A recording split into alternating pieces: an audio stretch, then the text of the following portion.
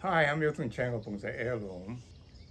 Today I'd like to work on, as a big part of a beginner series, a Japanese maple grove. I think a lot of people like grove and forest and felt like, they like to see a demonstration. So that's what I'll do.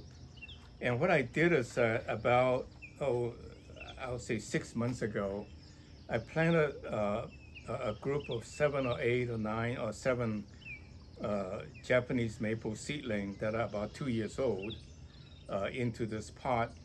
And so today I will work on it to put it in a bonsai pot, and I will take it out to show you the process of creating a Japanese maple patch. And you can generalize that to any kind of a material of several patches, in a sense of several trees, to make it into a grove. But the reason for using Japanese maple is because it's a very clean looking tree, and a lot of people like that. Uh, the growth can be quite sparse and nice and green. Uh, the difficulty is that, when it grows out, the leaves tend to bump into each other, the branch tend to run each other, bump into each other. So you kind of want to, when you uh, position the tree, you want to kind of push the trees apart a little bit to give it a little bit of room for space for the branches to reach out. So, for example, I purposely planted the trees fairly randomly, and it's 1, 2, 3, 4, 5, 6, 7. Although I'm not sure about this one, it tends to be looking very different, but maybe okay. And so now I work on uh, cleaning off the roots first and making sure I space out the trees and push them apart like trees growing up starting straight, but then it's starting to seek light.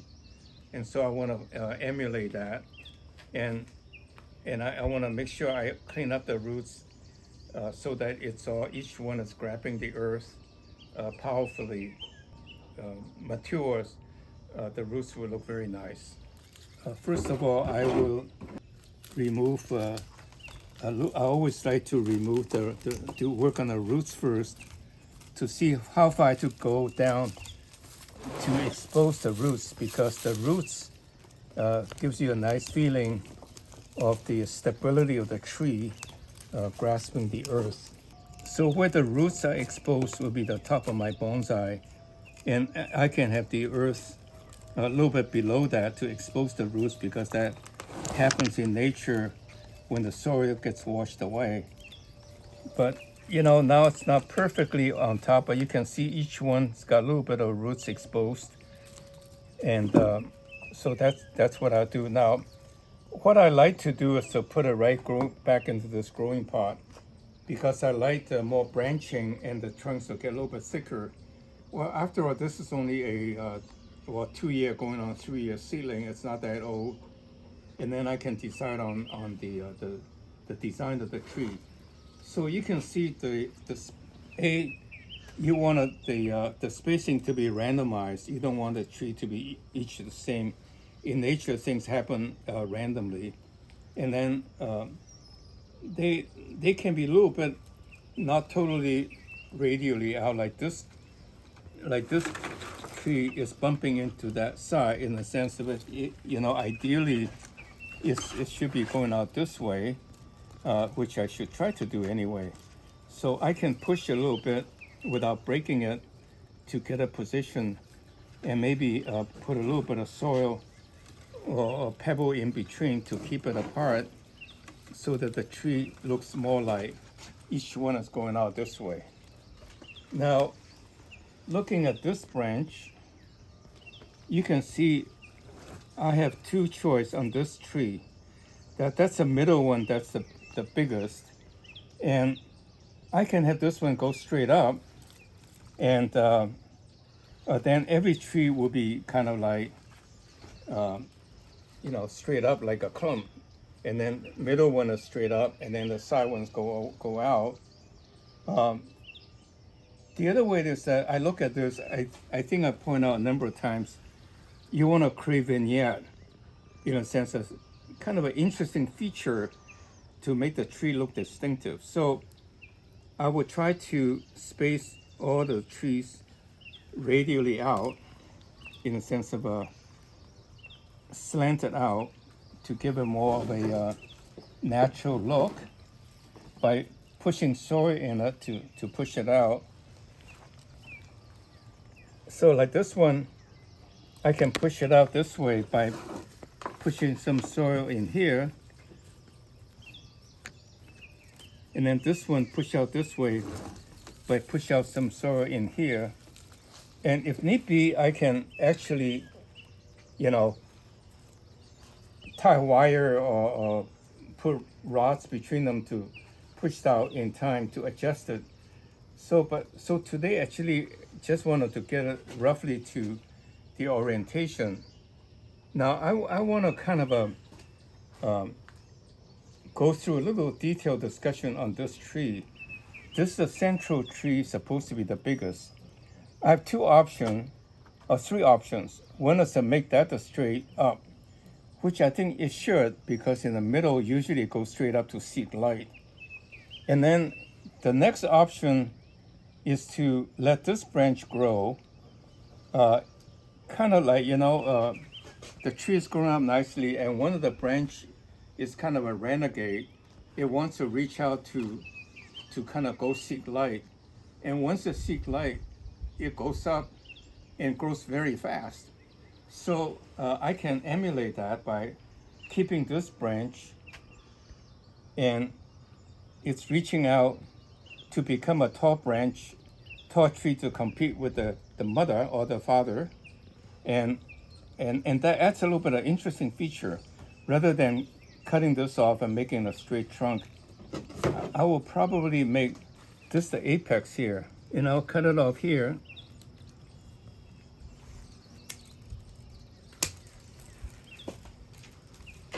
And then this one has a branching over here, and if I cut it, this will come out to become the lower branch.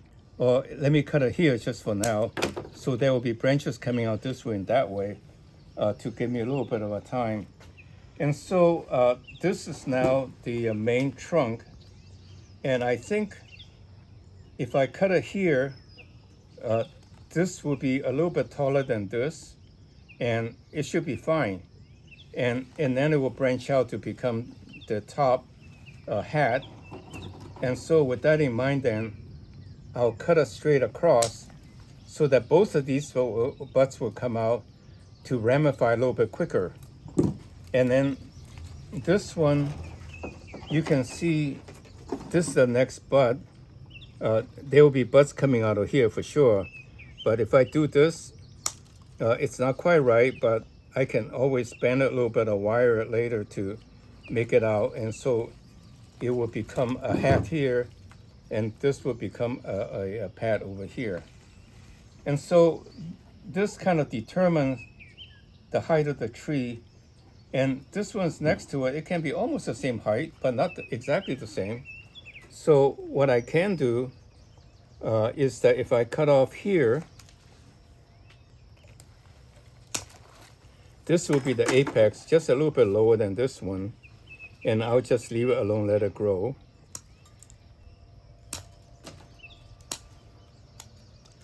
You can see now I have done two trees already. And then I'll do this one. Well, this one's so much more skinnier than this, so it shouldn't be as tall. So I don't see any buds here exactly, but the first bud is here, so I cut it. So this tree will start over again from here. Maple grows pretty fast, especially I put it back in a growing pot.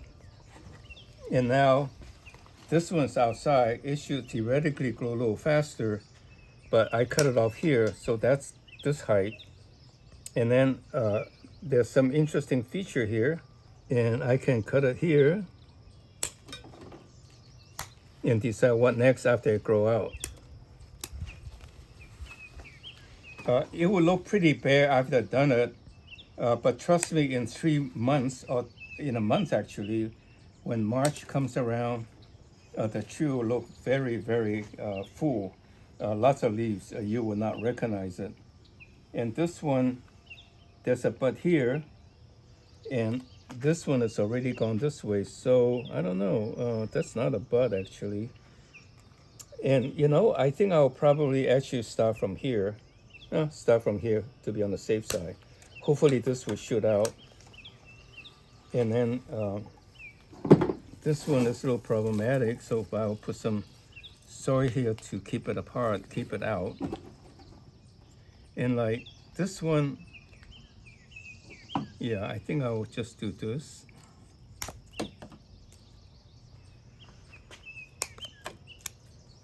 And this one, it's okay to be about the same height as this. So I'll do this. So there's my growth. You can see I try to push it apart just as like, they start to grow up this way and then they start to push out. And that is my growth. Now, I have two options. One is put it back into the bonsai pot, in which case, in a growing pot, in which case it will grow much faster, and that's what I would like. It gives me more opportunity to prune it, to increase the ramification. And like this one, I should not have it everything so much similar height. So I actually cut it off here, and hopefully the tree will come out to help me decide, in a sense, so tell me which direction it wants to grow. So you have three almost the same height in the middle, and then the ones on the side a little bit fall apart. So I can put it back in the pot. But now let me show you a little bit about pot selection. So the next phase, what I'll do is I'll probably put it in a pot like right here. And in fact, I would say maybe even a slightly bigger pot to give it more of a span. Just think of it, it's like a grove of trees in a lawn, in a grass meadow. So it can have a fairly large pot to give it the feeling of span. On the other hand, bonsai books often says to use color pots for deciduous trees, which to accentuate the softness, the greenery of a deciduous tree. So another possibility is to put it into a pot like this, right? And it gives you a little bit more of a different feeling compared to the brown pot. And I also advocate growing in a pot that's maybe a little bit deeper than this, or this one fine after coming from the nursery pot, and the soil can be this up high. So in some sense, almost I only need to cut off about 1 inch here. The rest of it can fit into this pot with a hump. And after it grew a little while, like 1 year or two, I can find a shallow pot about this longer, about this thick, and with a big hump in the middle, and that's what you see in bonsai books. So it's really that easy to create a nice looking clump bonsai. I would say this tree is 2 years seedling, going on 3, and 2 years into training, 3-year max, total of 5 years, you will have a really nice clump starting to ramify, and you can be very proud of it. And after a couple years of fine pruning and to increase the ramification, you have a nice show bonsai. It's that easy. So that's it today on this introductory series of making a Japanese maple grove. And I hope you will stay tuned. Click like if you think I'm being informative. Tell a friend, and subscribe to our channel, and go to our website to send us your mailing address so we can notify you of tree availability. And I thank you very much. Enjoy your day.